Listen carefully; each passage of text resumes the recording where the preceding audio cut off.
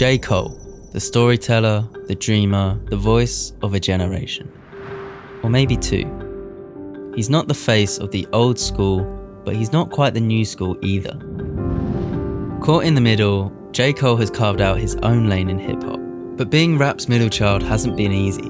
How do you make your mark when you're constantly compared to the legends before you, while simultaneously competing with the rising stars? And why does it feel like Cole still isn't getting the respect he deserves?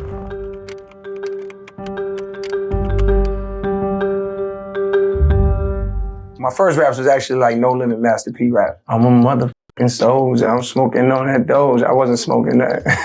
I was like 12, 13, but... Before he was a Grammy-winning rapper, Jermaine Lamar Cole was just a kid from Fayetteville, North Carolina, with a notebook full of rhymes and a dream. Born to a single mother, Cole's journey wasn't glamorous. His early struggles shaped his pen game. They gave him depth, relatability, and an obsession with storytelling.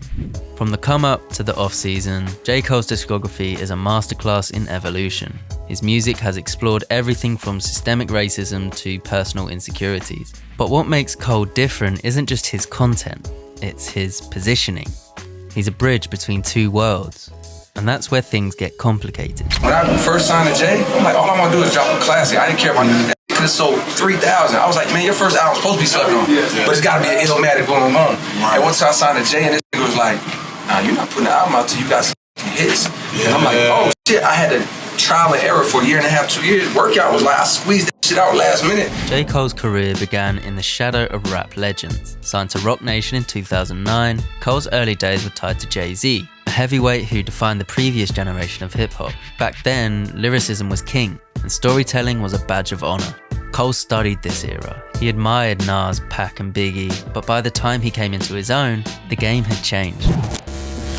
Sensational. The early 2010s marked a shift. Trap beats, viral hits, and mumble rap began dominating the airwaves. Artists like Future, Migos, and Young Thug became the new face of mainstream hip-hop.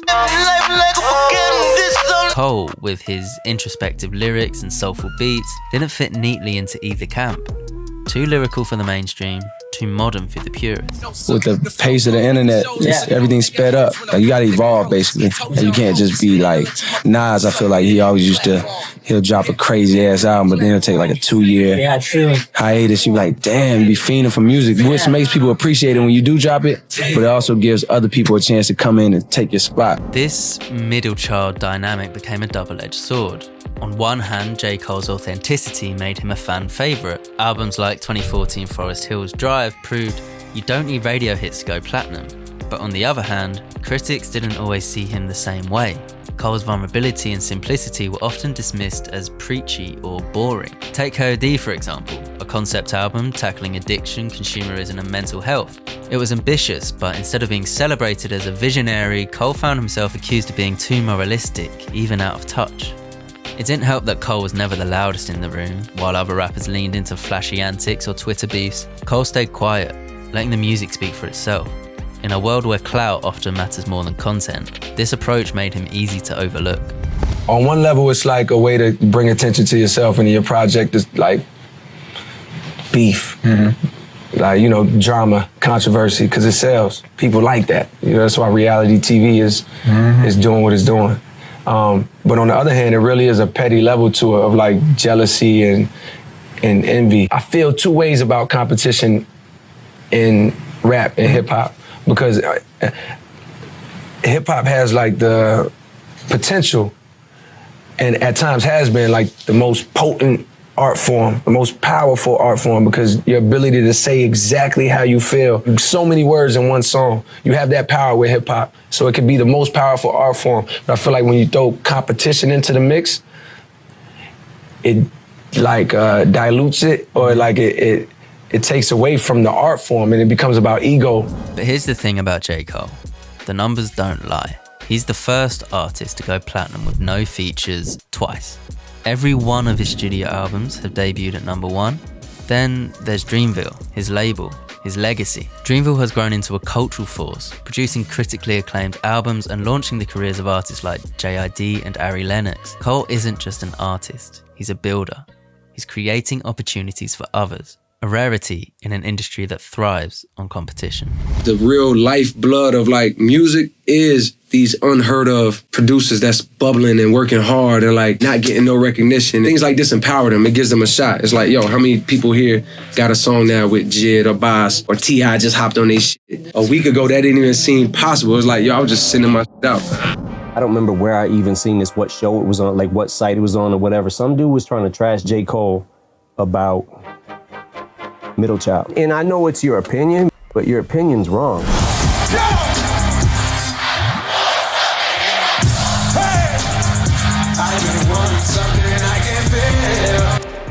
In 2019, J. Cole dropped Middle Child, a single that felt like a mission statement. Over a haunting beat, Cole raps about being caught between generations, overlooked but undeniable. He's not the new kid and he's not the OG, but he's here and he's thriving.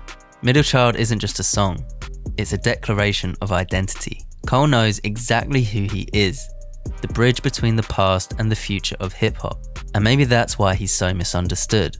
He doesn't belong to any single moment, he belongs to the culture as a whole. Monetary, the material, even the success and like the things that you place your importance on never can satisfy you and ever make you happy because they never end. There's no amount of money that will ever make you stop if money is what you care about. You'll keep going. Oh, I got $1 million, gotta get 10. Got 10, gotta get 100. Got 100, gotta get 5. Got 5, gotta get $1 billion.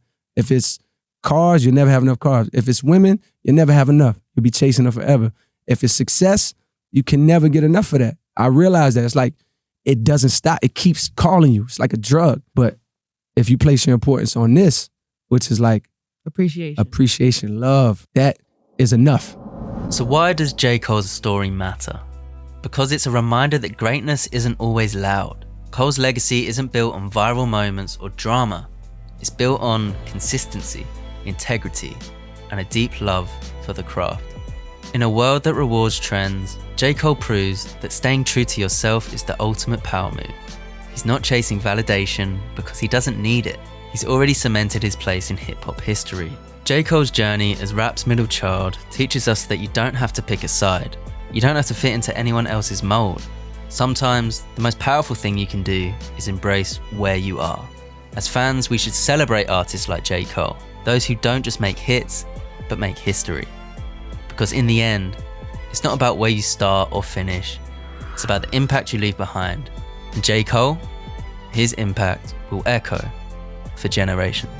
First of all, you get to this height or this level of your career in terms of platform, who's to say the next one might go down, could go up. You're never guaranteed to be this high again.